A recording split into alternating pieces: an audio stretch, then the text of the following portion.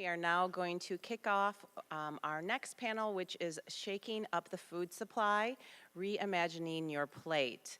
And it's our pleasure to welcome these three panelists. We've really been looking forward to this panel. Our first guest is Michele Simon. She is the Executive Director of the Plant-Based Foods Association, a trade group representing the nation's leading plant-based food companies. Michele has 20 years of experience in food and beverage law and policy. Through her books, articles, and reports, she has written extensively about food and alcohol politics, litigation, and a wide range of food and beverage advocacy efforts at the federal, state, and local levels. After years of researching and writing about what's wrong with the food system, Michele decided to offer her services to food and beverage companies who are trying to do the right thing. Our next guest is Chris Kerr. Chris has more than 2 decades of leadership experience in financial and venture capital management. In addition to his work, Chris is also an entrepreneur in residence at the Good Food Institute and a managing partner at Abel Kerr Investments. As investment manager at New Crop Capital, Chris manages deal flow and performs asset and market analysis. Chris also mentors startups in the good food space, provides market-level due diligence for potential investors, and connects the most innovative and disruptive good food companies with an array of potential funders. Last but not least, we have Carter Dillard. He is the Director of Litigation at the Animal Legal Defense Fund.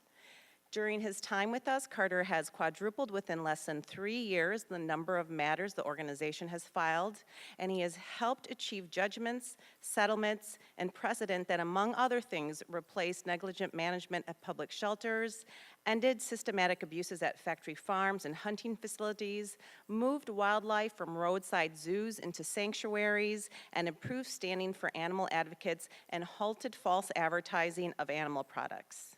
So with that, I'd like to turn it over to Michele Simon. You don't have to clap yet, to wait till I'm done and I impress you with something. So thank you, Pam, and thanks to the conference organizers. It's really fun to be here to talk about food. As Pam said, I have a lot of experience working in food policy, and I have actually come at this issue in different ways, and it's really important, I think, to embrace all the different angles. And I will say that I'm finding it easier to talk about the animal angle, and I think in the past it's been harder to have the conversation around food and animal welfare or animal rights, depending on who you're talking to. But what's really great is that whether the concern when it comes to food is health, the environment, or animals, there are so many reasons, and I've always felt like the animal welfare world needed to embrace food more as an important issue to focus on, because most of the animals that are killed in this country are for food. And so there really is no more impactful way to help animals than to help people shift away from an animal-centered diet to a plant-based diet. And so that's been a lot of my life's work. I've worked on a lot of different food issues, but I actually started my career in writing about the politics of the meat and dairy industries and really looking at food through a political lens. And then I expanded and worked on other issues, looking at soda, for example, or junk food marketing to children. I've done a lot of food policy work over the years. And now I've actually kind of come full circle to where I started, which is to really promote plant-based eating, but specifically now by helping companies who are really providing the solutions, right? So lots of groups have been talking for years about the need to shift away from animal-based diet to a plant-based diet. But what's happening now that's really exciting is we have more companies that are helping create the animal counterparts, if you will, or the alternatives to animal foods, which are really important. Let's face it, most Americans aren't going to give up eating their meat and cheese. And so, as much as I'd like to create a world of people that ate like I do, really, which is a lot of kale salads, I know that that's just not going to happen. And so, what's really exciting about what's happening, what I want to focus on now, is to help you understand this shift in consumer behavior and also the industry that is really fomenting, if you will, to help carry on this kind of next wave of, somebody referred to the trade group as like veganism 2.0, which I kind of like that. In other words, going beyond just the usual messages for why to eat a more plant-based diet, but actually making the political case and the business case for it, and that's what's really exciting. So with that, I want to start by telling you about some of the consumer trends. So the really important thing to understand about what's going on is, we've had the very meager statistics for a long time about the number of vegetarians or vegans in this country. But what's really having a bigger impact, and this is, I have said this for years, that you will save more animals by getting more people to cut back on their animal consumption than you will by getting fewer people to go vegan. So statistics like these really bear out what I'm talking about. And so based on some polls, this one from last year, 36% of Americans eat at least one vegetarian meal per week. That's definitely saving a lot of animals. 26% of consumers say they ate less animal meat in the last 12 months. Again, this is what's some refer to as the flexitarian or the mainstreaming of the ideas that many of us have been promoting for a long time. And I think it really represents the most exciting shift that we're seeing. Similarly, 36% of consumers talk about buying plant-based meats. And of course, the coveted millennial generation, 60% say they're consuming plant-based meat alternatives.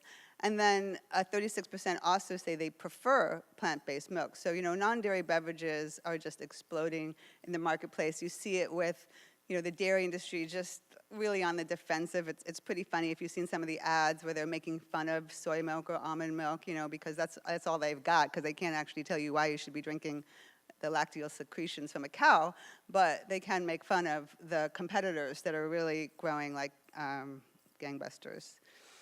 So the Plant-Based Foods Association, I conceived myself and formed, launched officially in March. And the mission is pretty straightforward: to ensure a fair, competitive marketplace for businesses selling plant-based foods, promote policies and practices that improve conditions in the plant-based foods industry, and educating consumers. And the improving conditions is a really important concept that actually comes from my background in public health. So I am a lawyer.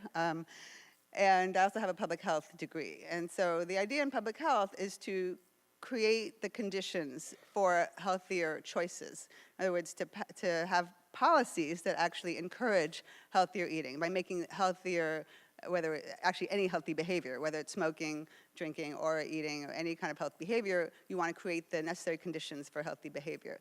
So the same thing is true in economics, right? I mean, the companies that have held power for a long time, meat industry and fast food industry, and all the companies that we know don't have our best interests at heart, have really shaped the political system in their favor, and that has created the right economic conditions. And so that's the concept that has helped form the Plant-Based Foods Association, to kind of shift that around to make sure this growing industry has the right policies and conditions in place to continue to succeed. So we launched formally in March with these 5 founding board members: Day of Foods, Follow Your Heart, Miyoko's Kitchen, Tofurky, and Upton's. And these 5 companies really took a leadership role in working with me to get the group off the ground. And I'm happy to say, in just the 6 short months since we formed, we had our big launch party at the Natural Product Expo in Anaheim in March, where it was this crazy party. And then we had another party a couple of weeks ago. Chris was there at the Natural Product Expo East in Baltimore. And so now we've become Party Central, but we're good with that. And we have now 55 companies have signed up. And what's so exciting is that there are a lot of younger companies, some more established companies like our board members, but we also have a number of startups. And we've made the membership dues really low to encourage these young companies that are just so excited to be part of it and want to just talk to anyone at Tofurky or learn from Miyoko. And there's just a really good energy there. And so, but in addition to those kinds of packaged food companies, and I should just also explain that the trade group, we've decided to focus on these animal replacement foods, or these alternatives to meat and dairy, recognizing that plant-based foods, of course, can mean anything from quinoa to kale to beans to whole wheat bread. But we wanted to really make sure that this group was focused on helping Americans shift away from an animal-centered diet. So that's who most of these companies are.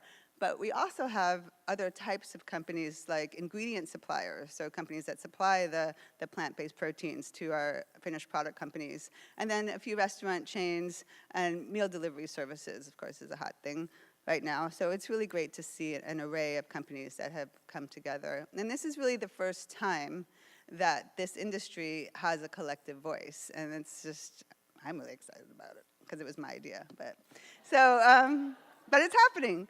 No longer just an idea, it's a reality, and that's the really exciting part. So we just put out this data I want to share with you 2 weeks ago, right before the Natural Product Expo. And so, every trade group wants to kind of show off how much they contribute to the nation's economy.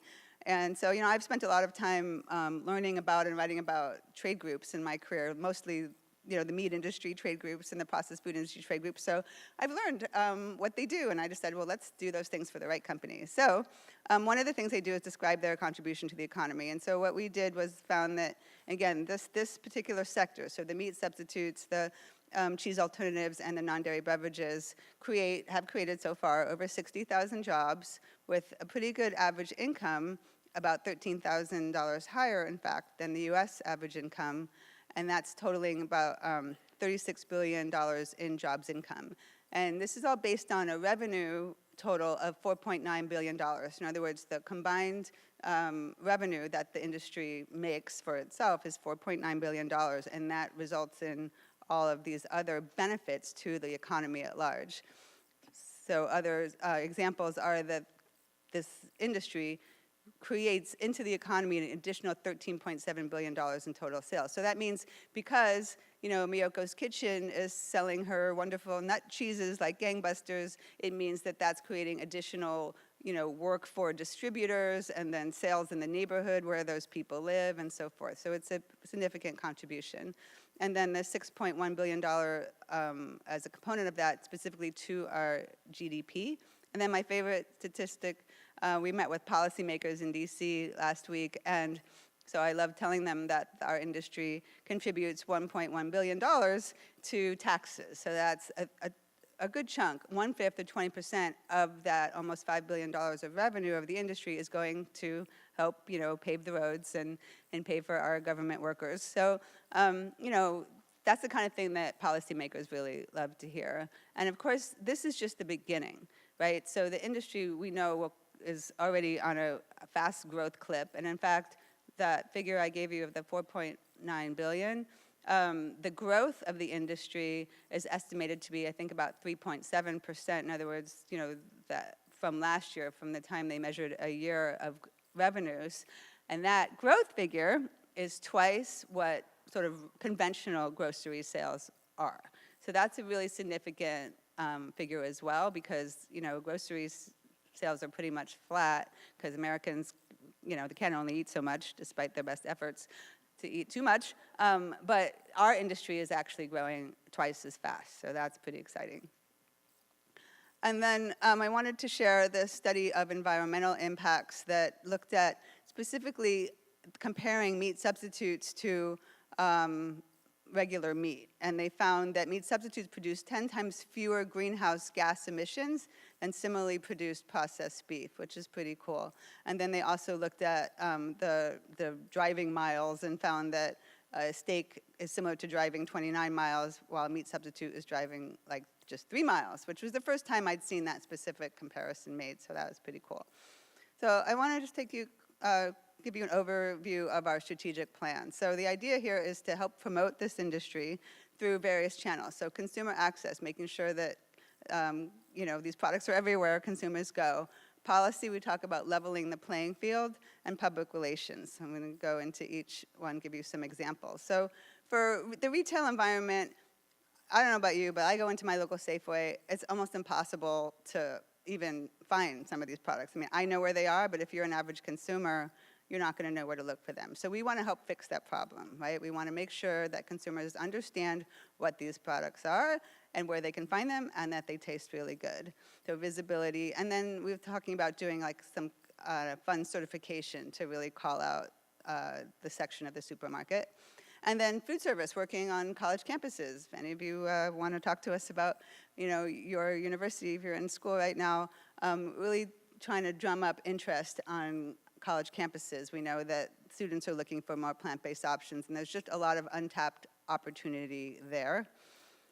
And then labeling issues are a challenge for a lot of our companies. So what to call, Miyoko's Kitchen was actually one of the main motivators or instigators of this whole idea. So Miyoko Schinner is the CEO, and she was told by a regulator in the state of California, where the company is based, that she couldn't call it cheese, right? So the FDA has specific standards for what cheese is, obviously meaning from an animal, and California kind of follows on those regs, but they actually have more onerous regulations. It gets in the weeds, but that's what lawyers like, I know. But we won't do that right now. The point is, they told her she could call it a cultured nut product. Doesn't exactly roll off the tongue, but they are having fun with it. I give them credit. They're really maximizing the kind of fun they can have with that. But if you look in the marketplace, these various cheese alternatives are using words that are just all over the map, right? Non-dairy cheeses, cheese alternatives. So the association has identified as its top priority to really standardize the names for these foods and the definitions. And so that's going to be a really important role that the group will play. And then we have a much bigger bucket of policies which fall under this heading of creating a level playing field. So as some of you are aware, the animal foods industry has a leg up in the marketplace in numerous ways, whether it's through agricultural subsidies, checkoff programs. Those are like the got milk or the beef what's for dinner. Just tons of money going to these industries to promote their very unhealthy, unsustainable, unethical business practices. And so we really want to work to help remove or at least reduce the negative impact of those policies on the plant-based foods industry. And then obviously giving a voice to our industry on various issues, whether it's the dietary guidelines, school meals. We were just in DC last week meeting with members of Congress for 2 of our board members, and it was really fun. I mean, it's the first time these companies are getting a voice in Washington. And then, of course, we still have some challenges, right? So representing a very young industry that's still learning and really in flux. We don't know if all of our young, excited companies are going to make it to our second year of membership dues, but we hope they do. And obviously, we're competing with a very entrenched, powerful meat, egg, and dairy industries. And then there's still some issues around consumer acceptance, right? People say, what? Vegan cheese? What's that? That doesn't make sense. So we know there still needs to be a fair amount of consumer education. But we have lots of opportunities, and there's so much momentum. I mean, I just can't emphasize enough. We did a whole panel at this Natural Product Expo, and we had a representative from Kroger Foods on the panel with us. Kroger is the largest retailer in the United States, grocery store. And he was saying there's this cultural shift happening, and to have the nation's, conventional retail grocery store up there talking about what he's seeing as a sea change and saying this isn't a fad, this is here to stay. I mean, there's just so much opportunity, and it is really exciting. And of course, lots of startups are helping to create more momentum. And then I really am excited, since I've spent most of my career working with advocacy groups, looking for those opportunities to really connect. And if there's anybody out here who wants to work with us, so many ways that we can really leverage the power of the business community with the NGOs that are working on issues like meat reduction or other forms of policy change to help promote more plant-based foods. So our future, we have a very ambitious strategic vision for 2020, but we're nothing if not ambitious, and that is to increase consumer acceptance of plant-based foods, increase availability through all channels, especially retail and food service, establishing clear guidelines for labeling of plant-based foods, having a positive impact on the 2020 dietary guidelines for Americans. So I don't know if any of you followed, but those guidelines are updated every 5 years, and last year the update didn't go so well, despite the advisory panel making scientific recommendations to say what we all know to be true, which is that a plant-based diet is superior. The final recommendations did not include that scientific finding. So we need to work on that, but now we have the businesses organized to help do that, leveling the playing field to make plant-based foods more competitive and be recognized as a trusted resource for the plant-based foods industry. So we have a lot of work to do, but I can't emphasize enough how it's such an exciting time. And if I'll just say to the students out there that I really do encourage you to pursue a career in food law. So food law is something that's actually still kind of in development, and there's different things you can do with it. I'm happy to talk to you about that. But it really is a way, it's different than working on, say, enforcement of animal welfare laws. But I do think it can be potentially even having a greater impact, again, because it's helping to promote the solution to this problem. So thank you very much.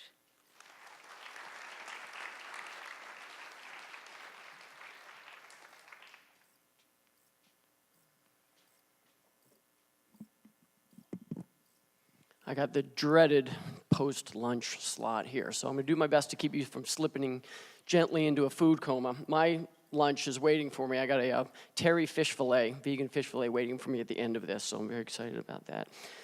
Let's see. Forward. So my name is Chris Kerr.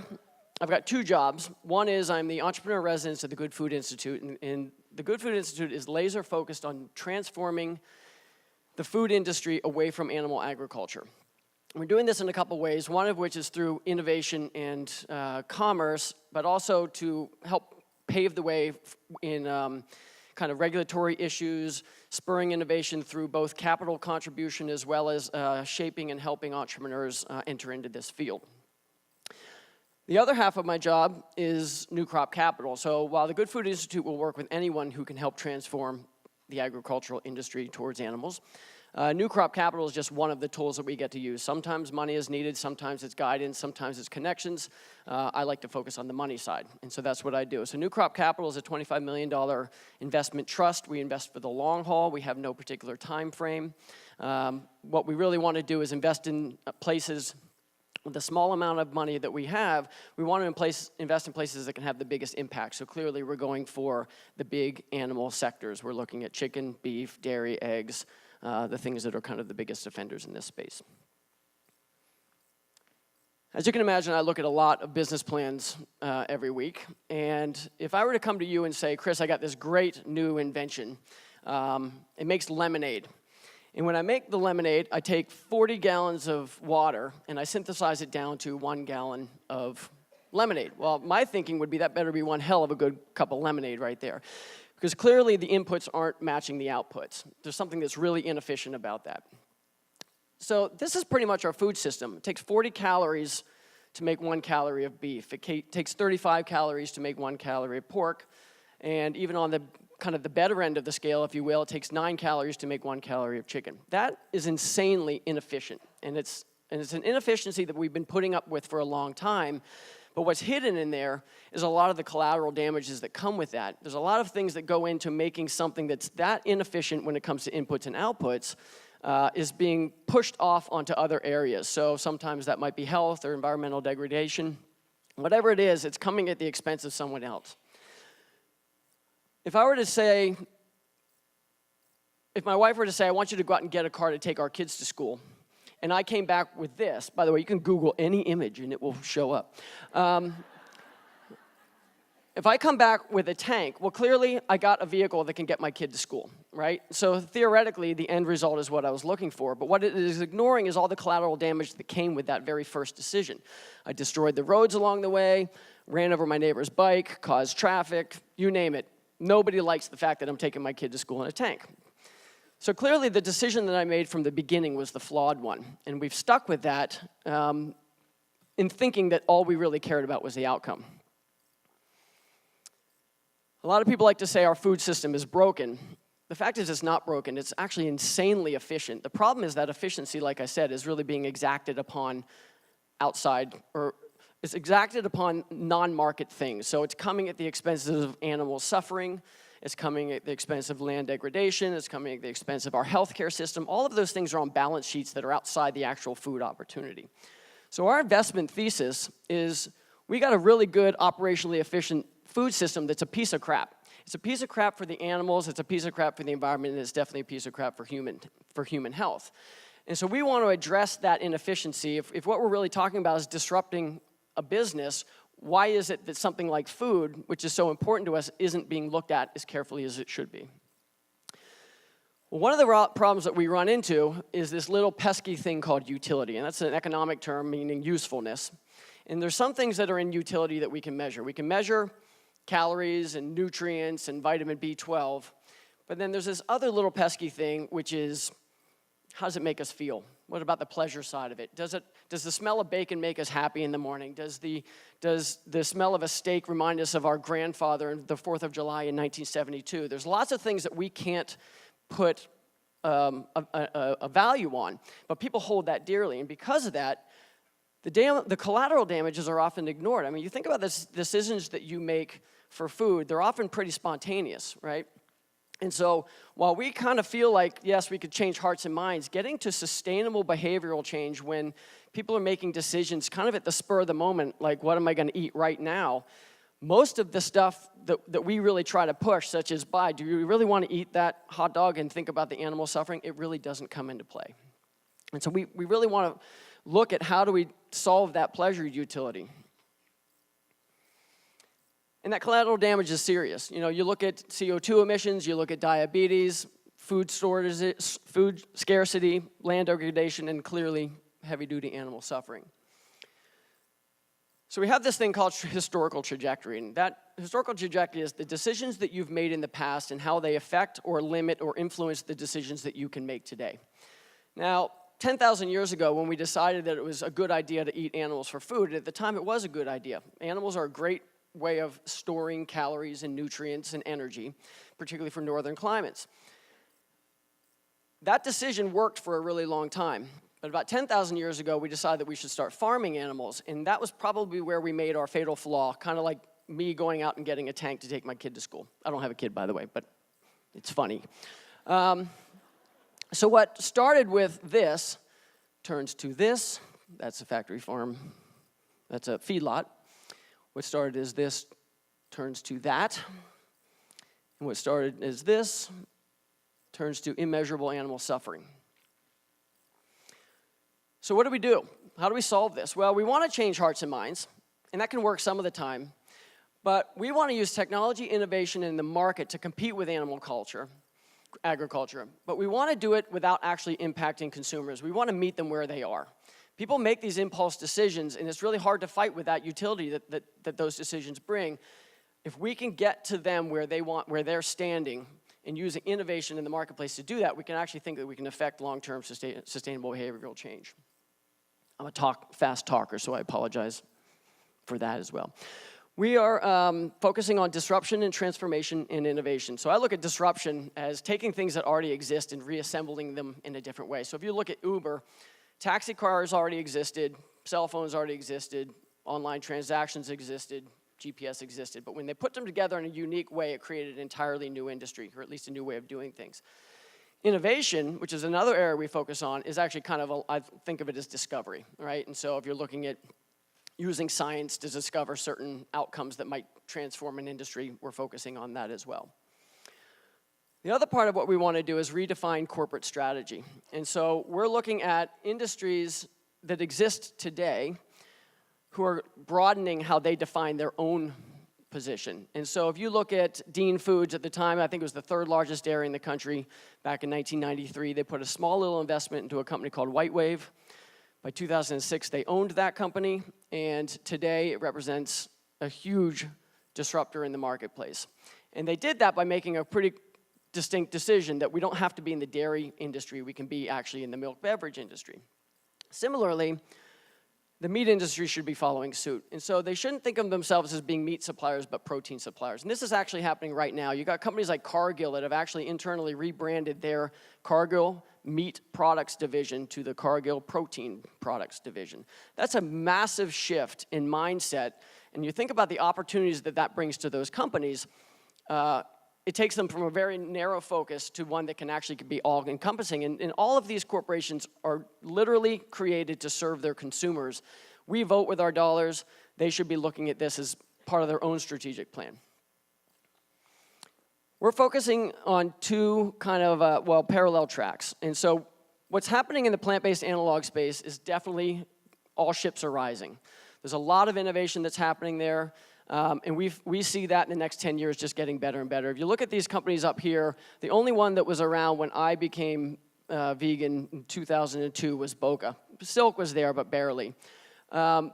all of these companies are really new, and they really have changed the marketplace. But there's a lot of people who aren't going to make that shift. And so for those who aren't, I salute those who are willing to go to plant-based foods, and for me, that's a phenomenal win, and I'm serious when I say I salute you. There's people who just want to keep eating meat, and so we want to solve that problem as well. So we're looking at clean cultured meat, which is the cellular end of it.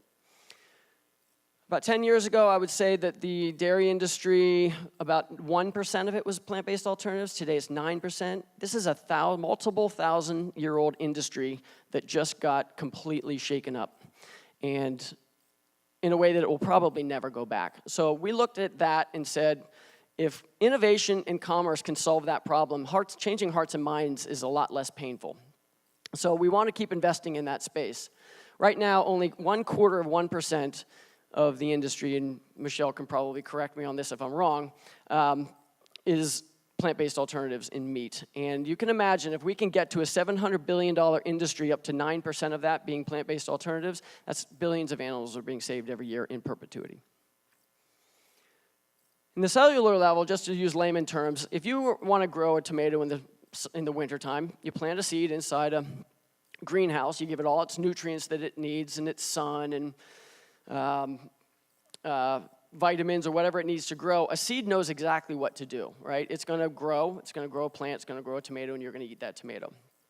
Similarly, cultured cells do the same thing. So if you were to take my cells or animal cells or mastodon cells, give them everything that they need to do to survive, they're going to do what they do best, which is grow and divide, grow and divide, and grow and divide. And that's what cultured meat comes from.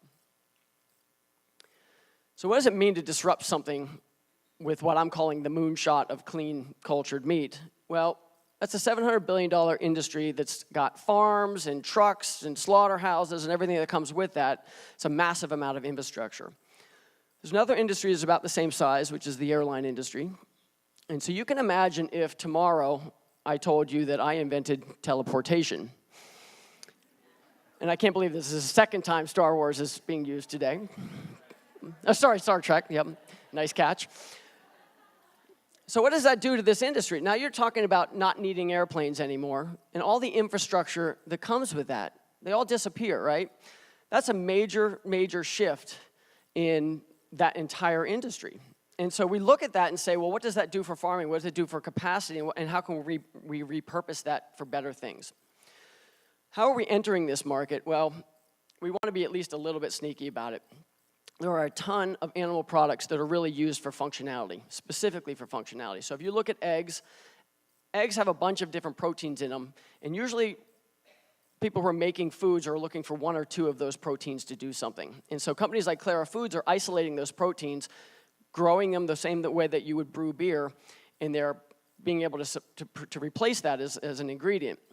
Arguably 1,000 times more disgusting is gelatin. And there is nobody on the planet that's going to give up or have any worry about gelatin being replaced in their diet.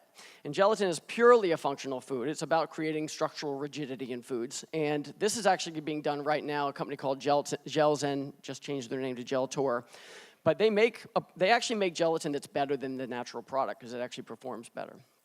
And so we're using this type of innovation, particularly in getting into the early stages of these companies, or into these companies that are using for industrial ingredients to help us enter into the marketplace. Now, I don't know how this picture of me and my wife got up here. But it's a good reason to talk about parity.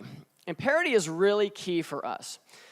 If you can get to parity on taste, price, and convenience, the whole argument about did anybody get hurt or was this bad for the environment goes away, right? We want to meet these consumers where they are.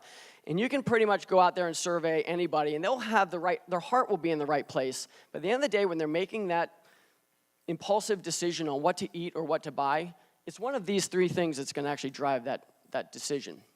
And so we want to focus on that. The good news is you only actually have to get close. If you think about silk soy milk, right? When that came out, that might have been 70% of what dairy was. It certainly wasn't as tasty. It wasn't as same price level, and it certainly wasn't as convenient. And yet, White Wave just sold for $10 billion to Danone. Clearly, there was a great business opportunity there, and we're looking at those opportunities and saying, well, what can we do to raise that level? What can we do to make price parity work? Because ultimately, what we're trying to get to is sustainable behavioral change. You can only do that when the decisions are easy to make. So I have a formula that I have for sustainable behavioral change. It goes something like this. You go on your first date, you knock on the door opens up, and this lady's behind it, and she's vegan. Boom. Sustainable behavioral change. Now, if she had told me that she was on a diet exclusively of Mediterranean sea pebbles, I'd be talking about that today. But luckily, it was just about being vegan. And so, for me, it was pretty easy because I had this kind of nice, clear line that I could agree to not step over. For me, that was how I made that transition work. But for others, we actually have products that will help us do that. And so there's a lot of these really innovative products that just, quite frankly, make it a lot easier to move into this space nowadays. And the transition is a lot easier, and the decisions are a lot easier because each of these products, year after year, get closer and closer to parity for us. And finally, we all actually work, if you're an animal advocate, you work in a kind of a pretty miserable world. There's a lot of darkness out there. My wife, every day, her news feed on Facebook is a disaster. And it's depressing. Where I get to sit, the future is truly bright. I mean, it is a really innovative place right now. There's a lot of activity here. There's a lot of excitement around this particular space. So it makes me feel really good that the progress is being made. But that future isn't bright unless people are actually putting the light switches where they need to be. And so it has to do with all of the efforts that we're doing and all of the people who came before us, the Seth Tibbetts of the world who founded Tofurkey back in the, 80s, and look what that company is today. There's a lot of work that goes into that. We want to support those companies. That's what the Good Food Institute is doing. We want to invest into those companies. That's what New Crop is doing. And that's it. Thanks for letting me talk.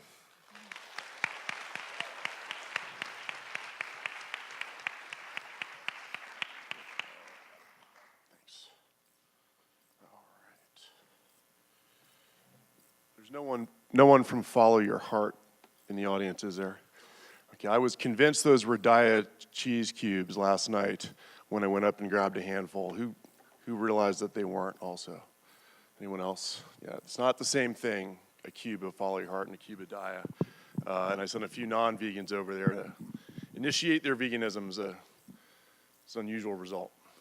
I want to differ with Michele a little bit and say I think that there may be a legal solution to this problem that's consistent with the promotion of a plant-based food market.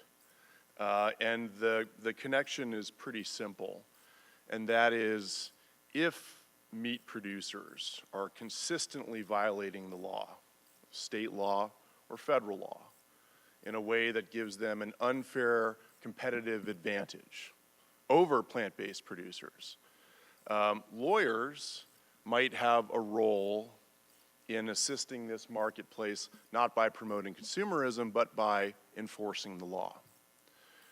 And they would do so in a variety of ways that we'll talk about, and it'll be a discussion. Try to brainstorm some of those ways.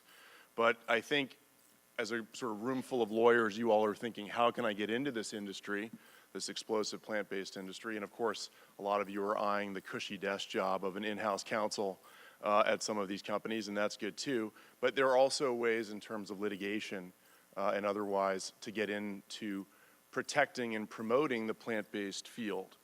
And that perspective of enforcing our current laws to protect this field, I think it comes from a different place than a free market perspective. Looking at the field of companies out there and thinking, look, meat producers and plant-based producers, they get to compete against one another in the marketplace, and it's whoever can capture the consumer's choice should win that fight. There's a presumption kind of hiding behind that perspective, and that's that there's a fair system, a state system of law and order that's protecting and justifying that economic system, right?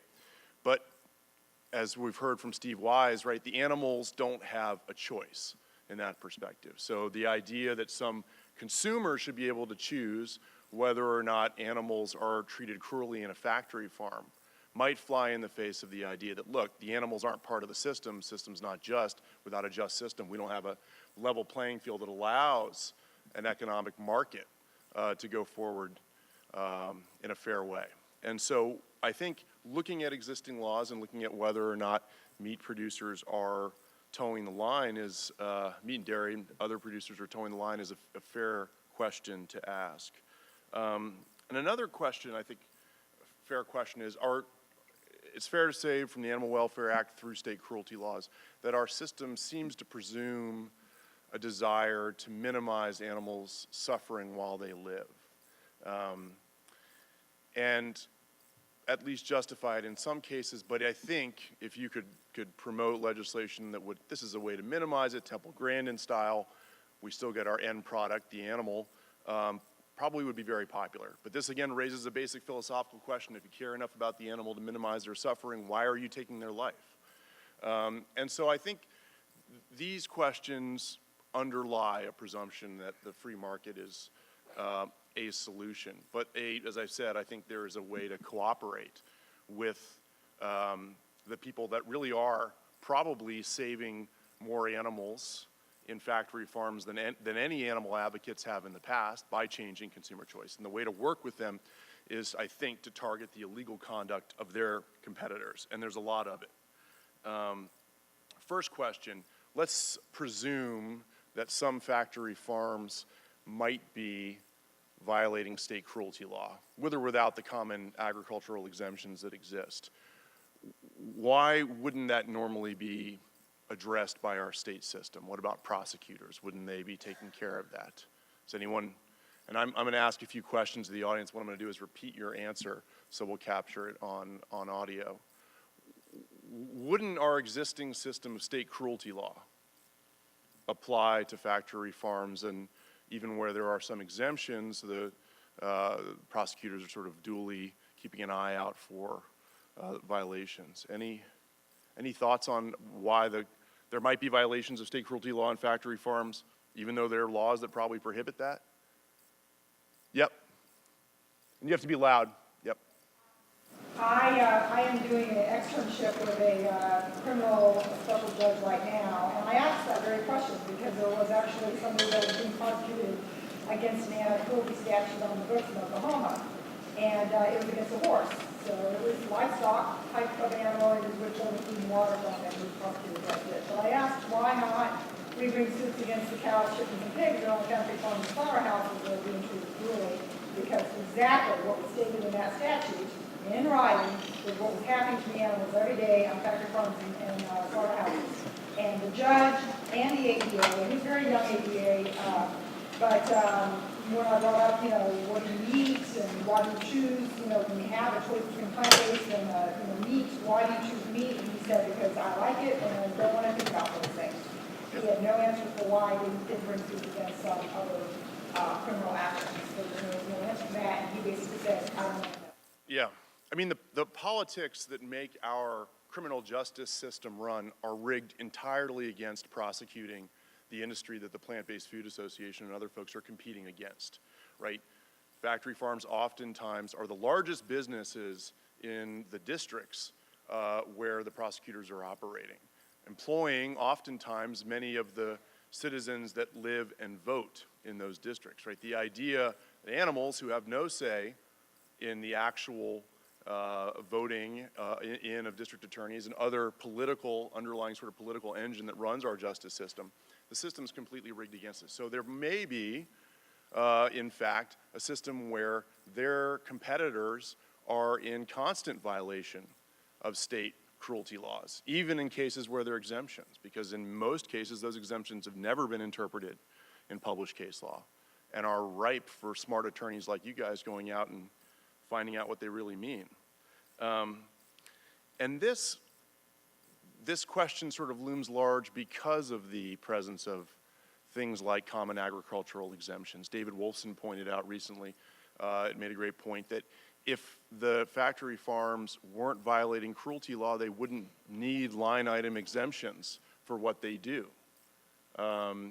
But the fact is, without those exemptions, the simple question, if you boil all cruelty law down into a single norm, the simple question is what they are doing necessary and justified for the deprivation that they're inflicting on those animals?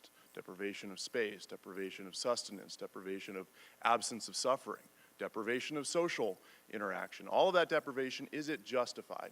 And I think what we're learning today is the alternative industry, not only healthier, much better for the environment. Oh, I don't know, it seemed kind of warm today.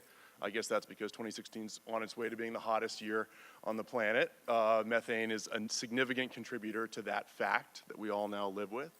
It's very possible that this industry, this emerging industry, has made meat production, animal product production, something that has negative utility for everyone.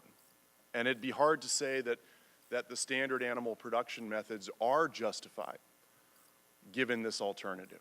So I think lawyers can go out and find ways to ask these questions of courts and work to promote this industry by eliminating the unfair competition that their competitors stand on by committing things like animal cruelty and other things we'll talk about. So how do we get there?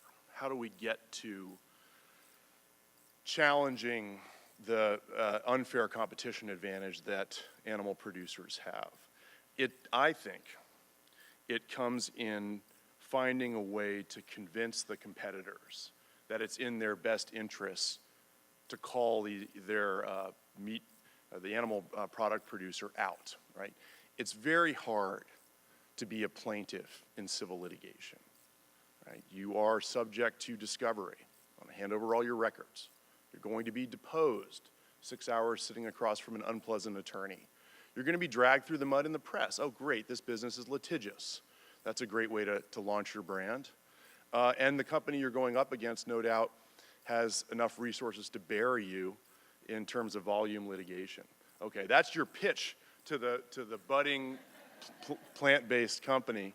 But there's really no difference between the violations of law, like animal cruelty, like false advertising of animal products, and traditional things that businesses go after each other for, like labor violations. You knew your competitor were consistently underpaying their workers, you would report them, and you might seek civil enforcement.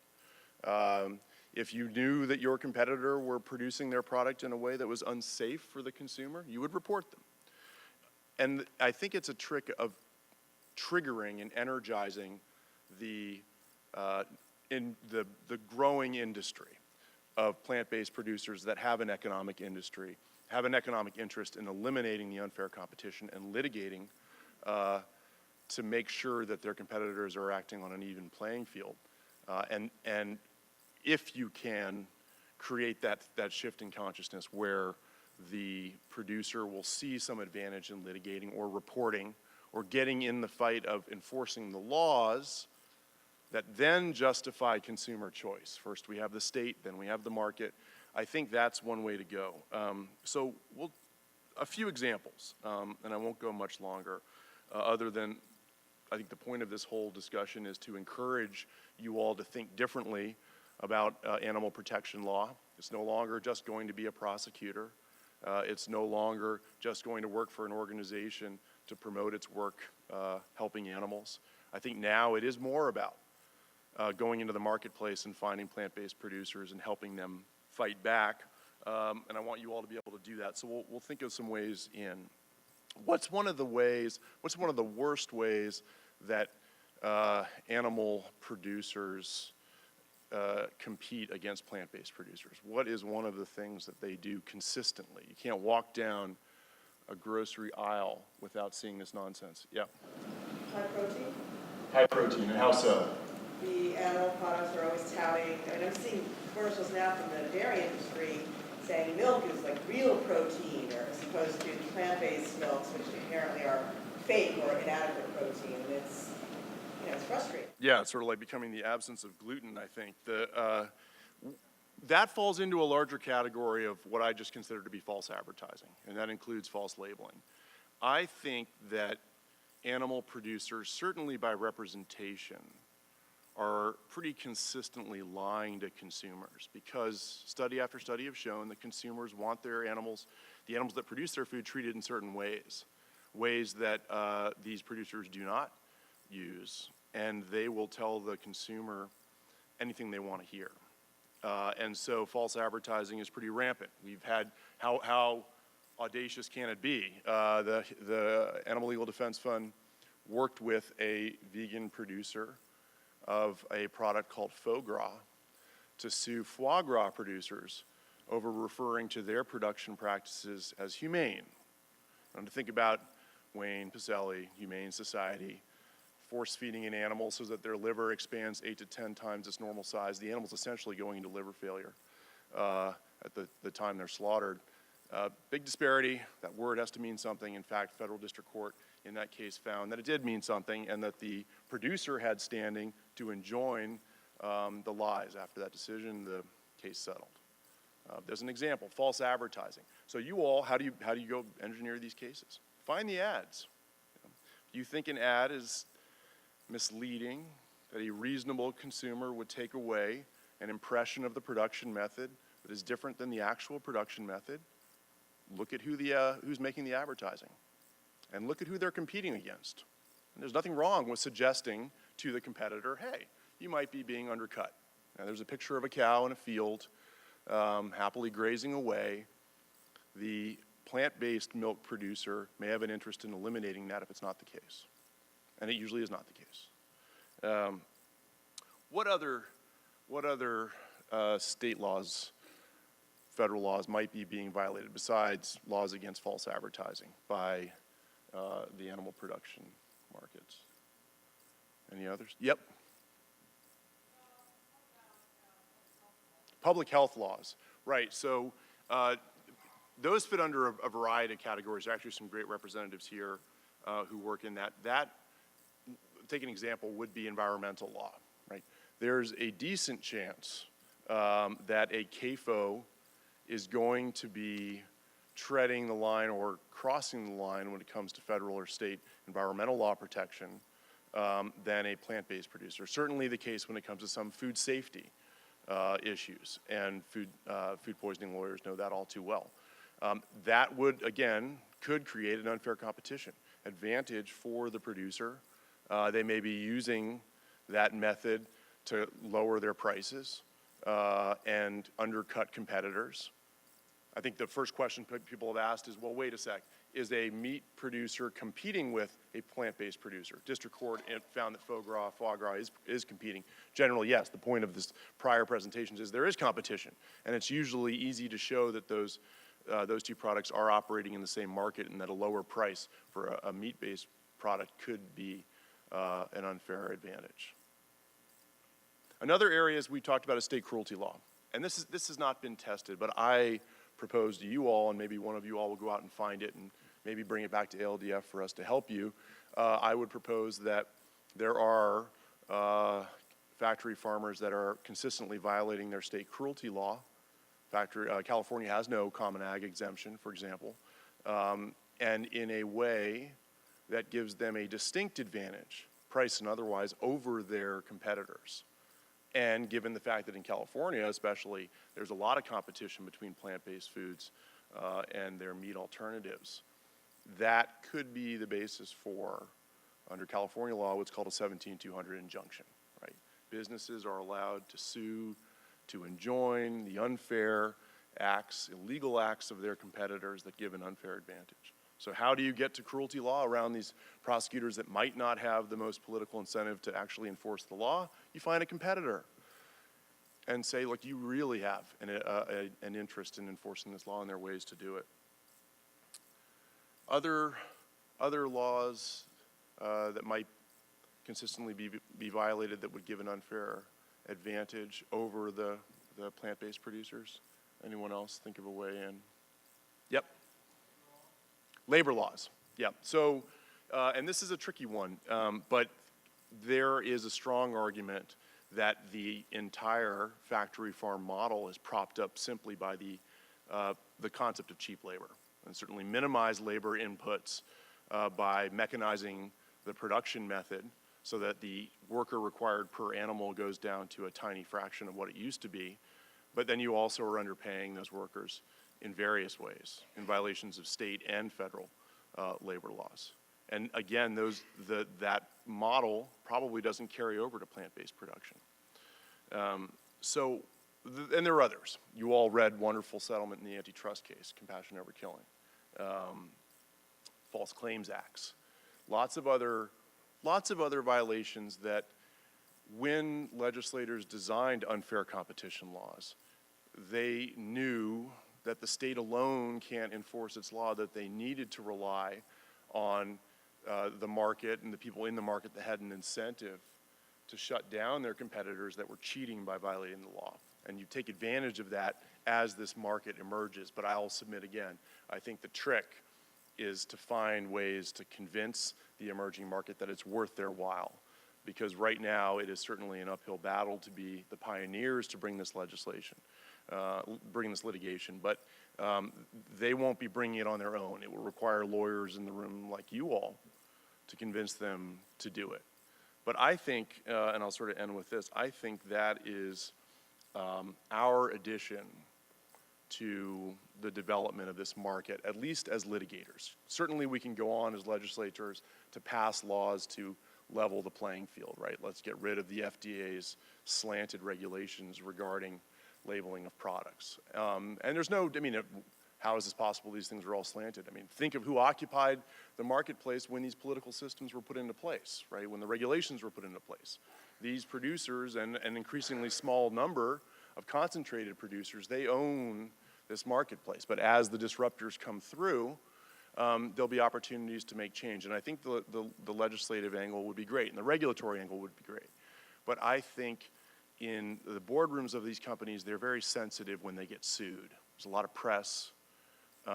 And given that there is an emerging group of plaintiffs who have an interest in shutting down the illegal acts of their competitors, whenever the state has failed to do so, you all finding these people, finding the plaintiffs, finding the advertising, finding the violations, and maybe working with the associations that can act as go-betweens. That is a good use of your time. And one, I would add, that probably would be lucrative as an attorney. Pushing for your DA to prosecute animal cruelty cases, you'll continue to live in a cardboard box and eat diet sandwiches. But using civil litigation against wealthy companies, especially when if you're working with plant-based producers that can at least afford to pay the initial fees, that may be a way to be an attorney and an animal rights activist at the same time. So I wish you luck in it. Thank you.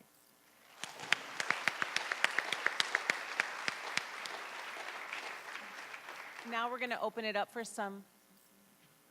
Oh, okay. In one moment, we'll be opening up to Q&A. Michele would like to respond to something. Go ahead, Michele. We're not having a debate up here or anything.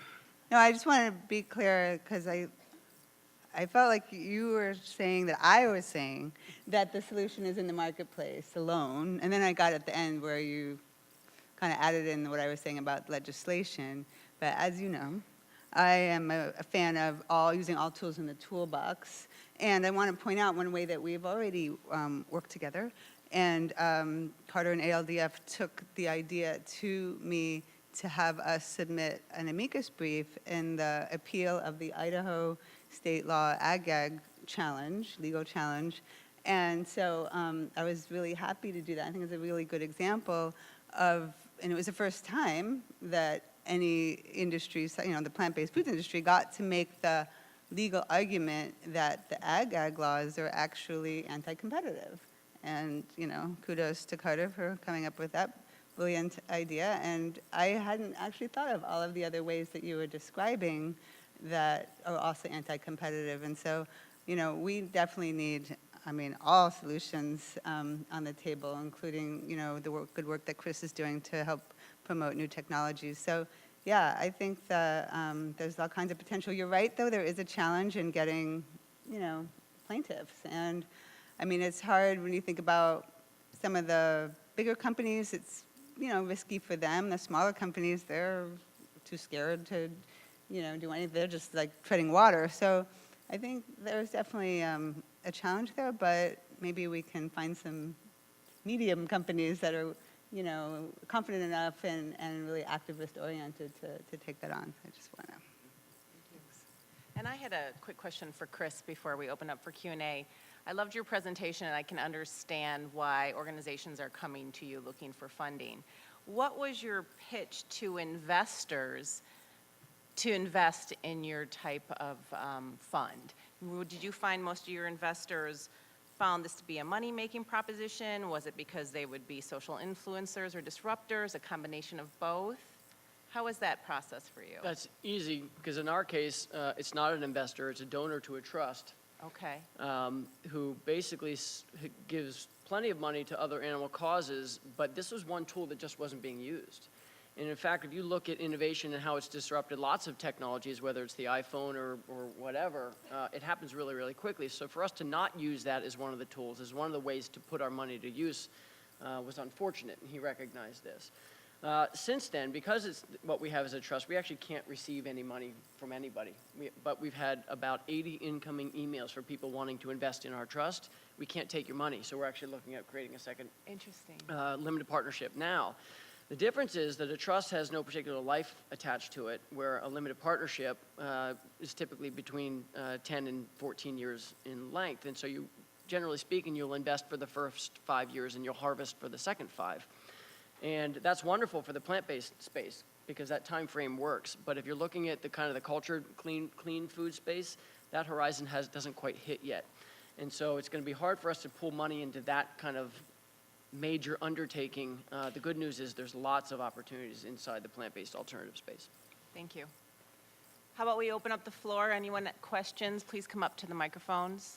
There's one here and here.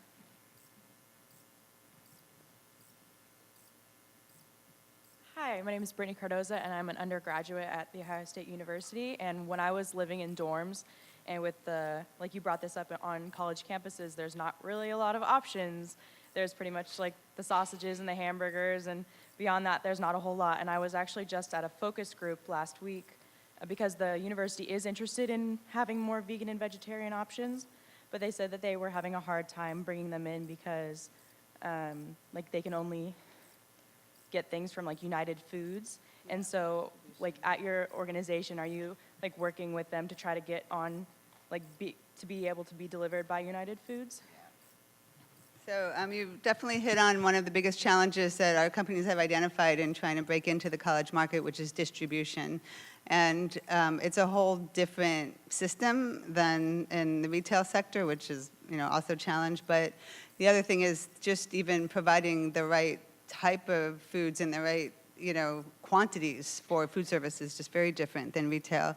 So we did actually have a webinar for our members on this topic, and one of the participants who used to work at Gardein and now is with Sambazan, and he really put Gardein on the map on college campuses so that I know that Gardein is available, said that it's about creating the demand. So, a distributor is not going to pick up the product unless there's a customer to buy it. So you got to just kind of muscle your way in, get, the food service director, the chef to say, we want to have this product, and then, say that, look, we will buy the product. So that's how, what he recommended was just to get the demand at the college campus to get the distributor to then pick up the product. But the company has to be ready for it too.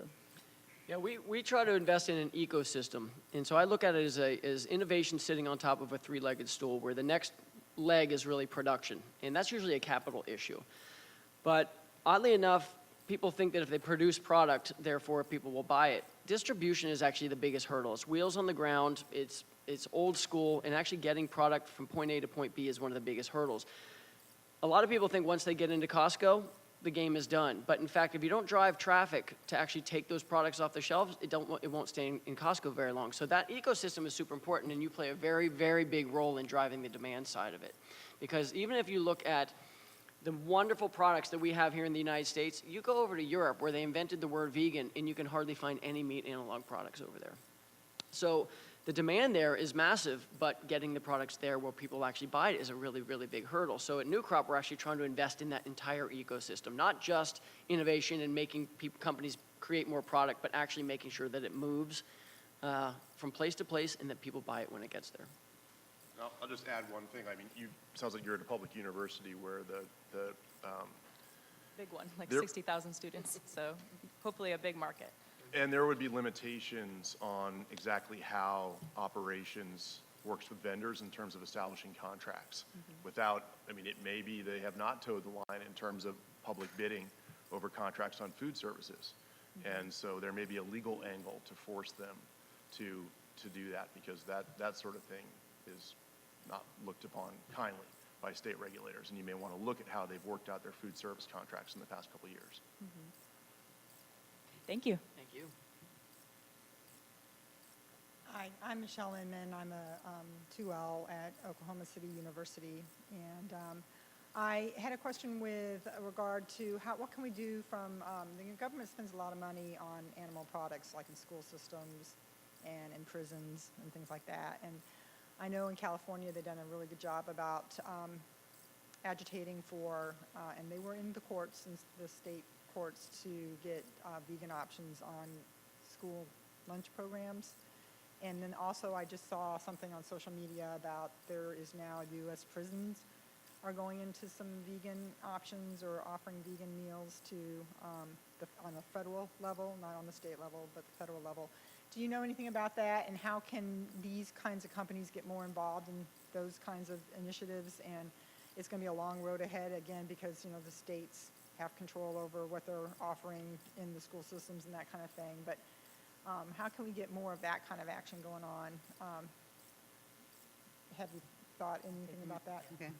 So you're asking specifically about school, the National School Meal Program, or like federal? I think that the California initiative was where they actually, there was a PTA and some animal rights people too. Yeah.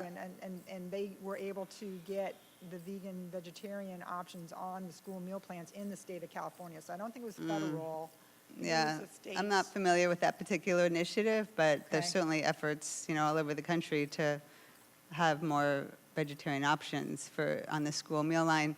You know, it's actually a similar problem to what Carter brought up, which is often, you know, these schools have deep, long-standing contracts with, Right. there's only like 3 food service operators in the country.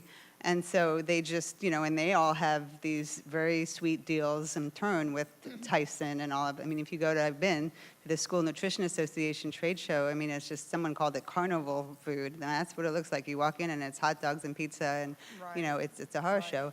But, you know, so we have to work to change that. Obviously, there's the biggest challenge with the K through 12, like we've decided to focus more on the college level because the price challenge at K through 12 of public schools is just so really difficult to overcome, you know, for a company like Tofurky to compete with, you know, Hormel sausages is just so, but, you know, that said, there's definitely some good people trying to work to fix that problem and look at what the various angles might be to get more options on the school meal line. They did just approve tofu, I know, in the National School Lunch Program. Soy milk has been approved with the special note and all that, but the Soy Foods Association has actually done a lot of good work to get soy foods accepted into school meals, and you know, we want to work to expand that to beyond just soy products. Okay, good. Yeah. Does anyone have any comments on the U.S. prisons, though?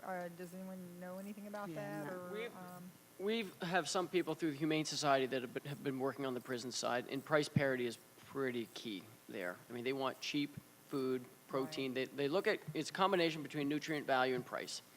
And they'd probably be more than happy to switch entirely over to something vegan if the prices were right. okay. Thank you very much. We have time for one more question. so Okay. go ahead. On this subject, I'm probably one of the most ignorant people in the room. I have no law experience in this at all.